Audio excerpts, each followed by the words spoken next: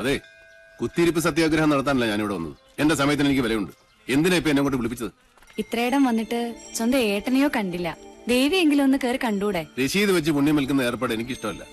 ഏട്ടൻ എന്തെങ്കിലും പറഞ്ഞിട്ടുണ്ടെങ്കിൽ അത് പറഞ്ഞോളൂ, എനിക്ക് പോണം. മുച്ചൂട് നശിച്ച ഇല്ലങ്ങൾ വാങ്ങി തിരിച്ചും മറിച്ചും കച്ചവടം ചെയ്തെന്ന് പറയാൻ പറഞ്ഞു. ഈ ജാതകത്തിന് ഭൂമി കച്ചവടം ശരിയാവില്ലാത്രേ. ഞാൻ തിരിച്ചുമറിച്ച് ഇല്ലങ്ങളും പറമ്പുകളും വിറ്റ് കിട്ടുന്ന കാശുകൊണ്ടാ പട്ടാഴിയിലെ പത്തായപ്പുരം നിറഞ്ഞു കിടക്കുന്നതും അവിടുത്തെ ദാസ്യ പരമ്പരയെ മുഴുവൻ ഇക്കാലം അത്രയും തീറ്റിപ്പോറ്റിയതും. അതൊന്നും ആർക്കും അറിയണ്ടല്ലോ. നെറ്റി പേർക്കുന്ന കാശുകൊണ്ട് അന്നം തേടുക, അതാ എന്റെ പോളിസി. അന്നം തന്നെ ഉന്നം, അതിനുവേണ്ടി എന്തും ചെയ്യും. കേട്ടില്ലേ? ഈശ്വരൻ നിൽക്കാത്തതേ പറയൂ, പ്രവർത്തിക്കൂ. അകത്തിരിക്കുന്ന ആളോട് അനിയന് വേണ്ടി മനസ്സോടൊന്ന് പ്രാർത്ഥിക്കാൻ പറയാ. അമ്മേ നാരായണ.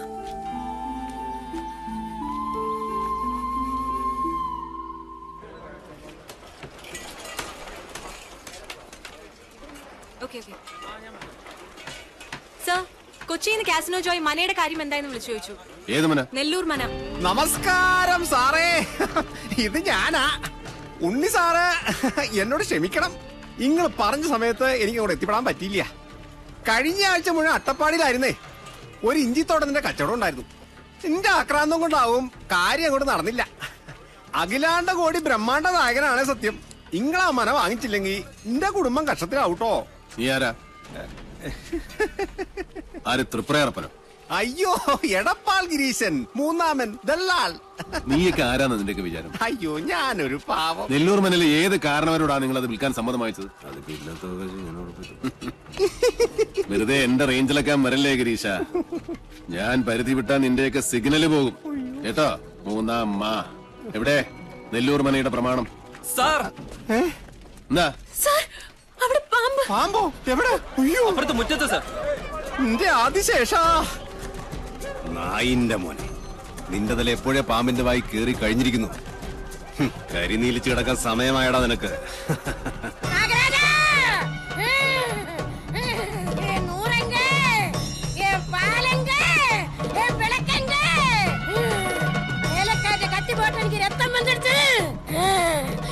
என்ன இன்னும் வேலை நிறுத்தி இங்க குடியிருக்க இல்லானா நான் இங்க பூரா சபிச்சு முடிச்சிடுவேன். நாகராஜா, ഒന്ന് മാറി. മാറി മാറി.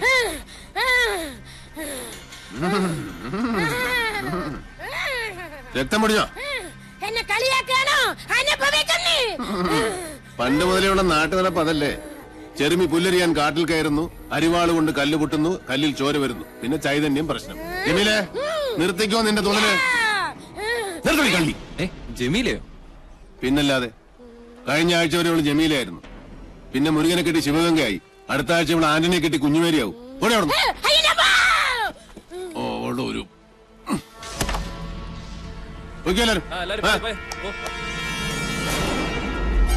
മാറുക, അങ്ങോട്ടൊന്ന് മാറുക. സമ്മതിച്ചിരിക്കണോ സാറേ, സമ്മതിച്ചിരിക്കണോ. EMS-നും വീട്ടിക്കും ശേഷം നമ്പൂരി സമുദായത്തിൽ പറഞ്ഞ തീപ്പൊരിയാ നിങ്ങള്. സാറേ, കണ്ട കീഴ്ജാതിക്കാര് കയ്യേറണ മുമ്പ് ആ മന പട്ടാഴി മനയോട് ചേരണമെന്നാ ദേവപ്രമാണം. അത് നടന്നേ പറ്റൂട്ടോ. രേഖകൾ പ്രകാരം എവിടെയോ ഒരു അവകാശി ജീവിച്ചിരിപ്പുണ്ടെന്നാ. അയാളെ ഞാൻ കണ്ടുപിടിച്ച് കൊണ്ടും തരും. ഉറപ്പാ? ഉറപ്പ്.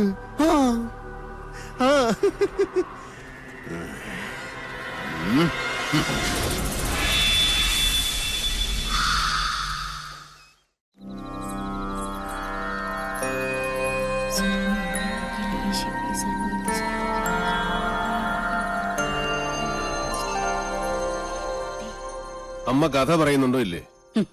കഥയല്ല ഉണ്ണിയെ, മുത്തച്ഛന്മാരുടെ കാലത്ത് നടന്ന സത്യങ്ങളാ. രാമവർമ്മ തമ്പുരാനാണെന്ന് നാട് ഭരിച്ചിരുന്നതേ. വേഗം പറയൂ ആദ്യമേ. ആ ഓട്ടുമന്തിൽ ഇത്തിരി വെള്ളമെടുത്തുണ്ടോ? തൊണ്ട താഴ്ചിട്ട് വയ്യ. സംഭവങ്ങളൊക്കെ നടന്നത് ഒരുപാട് വർഷങ്ങൾക്ക് മുമ്പാ.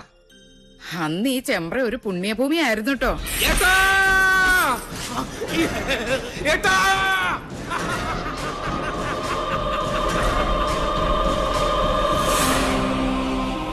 വേദവും മന്ത്രവും ഉരുക്കഴിക്കുന്ന പവിത്രഭൂമിയെ രണ്ടായി ഭാഗിച്ചൊഴുകുന്ന ചെമ്പ്രപ്പുഴ.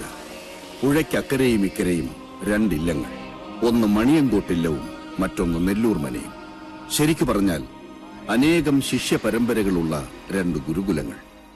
മണിയങ്കോട്ട് വലിയ നമ്പൂതിരിക്ക് മക്കൾ 6 5 ആണും 1 പെണ്ണും. പെൺകുട്ടിയുടെ പേര് സാവിത്രി. ഓ കണ്ടാലോ, അപ്സര കന്യക. അച്ഛനെ പോലെ തന്നെ ജ്ഞാനിയായിരുന്നു സാവിത്രി. അഞ്ജനം കൊണ്ട് കണ്ണെഴുതി, കുങ്കുമം കൊണ്ട് പൊട്ടുകുത്തി, കസ്തൂരി കളഭങ്ങൾ ചാർത്തി പല്ലക്കിൽ എഴുന്നള്ളുന്ന മണിയങ്കോട്ട് സാവിത്രി വിദ്യാദേവിയുടെ മനുഷ്യാവതാരമെന്ന് ചെമ്പ്രക്കാരെല്ലാം ഒരുപോലെ വിശ്വസിച്ചു. ഒരു നവരാത്രി കാലം മഹാരാജാവ് ചെമ്പ്രയിലേക്ക് എഴുന്നള്ളി. ഗുരുകുല അന്തേവാസികൾക്കുള്ള വേദപരീക്ഷയുടെ കാലായിരുന്നു അത്.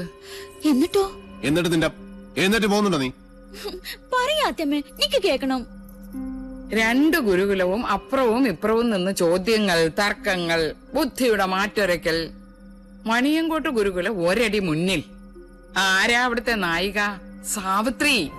തവമാതാ പതിവ്രത. നിന്റെ അമ്മ പതിവ്രതയാണോ? അല്ല. സാവിത്രി, മാതാവിനെയാണ് നീ അപമാനിച്ചത്. ഞാൻ പറഞ്ഞതാണ് സത്യം. ഏതൊരു ബ്രാഹ്മണ സ്ത്രീയും വേലി കഴിഞ്ഞാൽ 4-ാം ദിവസമാണ് തന്റെ പുരുഷനെ പ്രാപിക്കുന്നത്, അല്ലേ? അതെ, അതിനെന്താ? ആദ്യ ദിവസം അവളെ ചന്ദ്രന് സമർപ്പിക്കുന്നതായി സങ്കല്പിക്കുന്നു. 2-ാം ദിവസം ഗന്ധർവന്, 3-ാം ദിവസം പ്രജാപതിയായ അഗ്നിക്ക്. അത് കഴിഞ്ഞ് 4-ാം ദിവസം മാത്രമേ താലി കെട്ടിയ മനുഷ്യന് അവളെ സ്പർശിക്കാൻ പോലും നിങ്ങൾ അനുവദിക്കൂ. അന്നല്ലേ സേകമുഹൂർത്തം. അതുകൊണ്ട് ഞാൻ പറയുന്നു, ഒരു ബ്രാഹ്മണ ഭാര്യയും പതിവ്രതയല്ല. ജ്ഞാനിയാണ് നീ. മണിയങ്കോടിന്റെ മാനം നീ കാത്തു. ഇവിടെ കൊണ്ട് മതിയാക്കാൻ നെല്ലൂരെ. വരട്ടെ, ഒരു ചോദ്യം കൂടി ബാക്കിയുണ്ട്.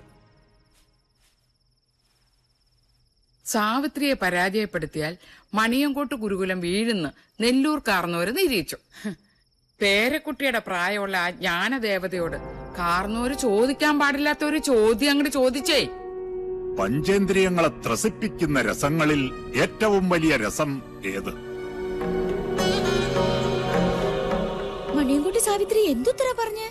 പറഞ്ഞില്ലേ, ഉത്തരം കാർന്നോരുടെ മുമ്പിൽ ഓലയിൽ എഴുതി കാണിച്ചു സാവിത്രി. അതേമേ, സാവിത്രി എന്താ എഴുതിയത്?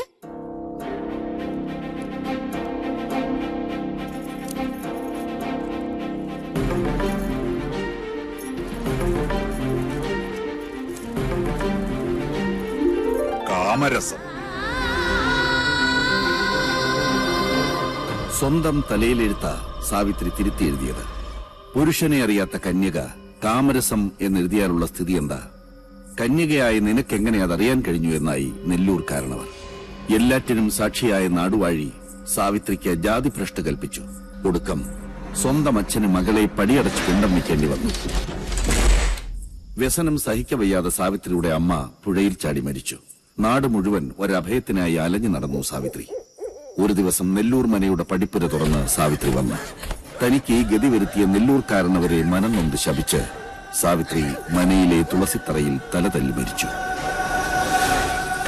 നെല്ലൂരുകാര് കാരണം തന്റെ മോൾക്ക് വന്ന ദുർഗതിയോർത്ത് മണിയങ്കോട്ട് കാരണവർ തന്റെ സാത്വിക ഭാവം അങ്ങോട്ട് ഉപേക്ഷിച്ചു. തന്നെ കൈവിട്ട ദേവതകളെ അയാൾ വേണ്ടെന്ന് വെച്ചു. വടക്കിനിയിൽ ചാത്തന്മാരെ കുടിയിരുത്തി. അപ്പോഴേക്കും സാവിത്രി രക്ഷസായി മാറി നാട്ടിൽ ഉപദ്രവം കാട്ടിത്തുടങ്ങി. അഗ്നിക്ക് നെയ്യെന്നോണം സ്വന്തം പട്ടടയിൽ നിന്നും അച്ഛന്റെ പക നടപ്പാക്കാൻ മകൾ യക്ഷിയായി അങ്ങട് അവതരിച്ചു ചെമ്പ്രയിൽ.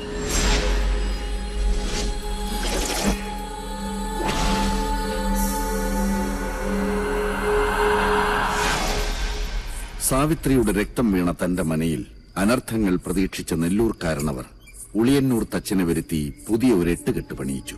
പാലുകാച്ചലും സദ്യയും. ചെമ്പ്രയിൽ ഒരു ഉത്സവത്തിന്റെ ആഘോഷമായിരുന്നു അന്ന്. പക്ഷെ ആ രാത്രി പകവീട്ടലിന്റെ രാത്രി കൂടിയായിരുന്നു. സന്ധ്യാജപത്തിനു വേണ്ടി കുളിക്കാനിറങ്ങിയ നെല്ലൂർ കാരണവരെ നേറിയക്ഷിയായി വന്ന സാവിത്രി അകപ്പകയോടെ കഴുത്തിൽ കോമ്പല് താഴ്ത്തി. പിറ്റേന്ന് ചെമ്പ്രപ്പുഴയിലാണ് കാരണവരുടെ ശവം പൊന്തിയത്. നെല്ലൂർ മനയിൽ അവശേഷിച്ചിരുന്നവരെല്ലാം ജീവനും കൊണ്ട് ചെമ്പ്ര വിട്ട് ഓടിപ്പോയി.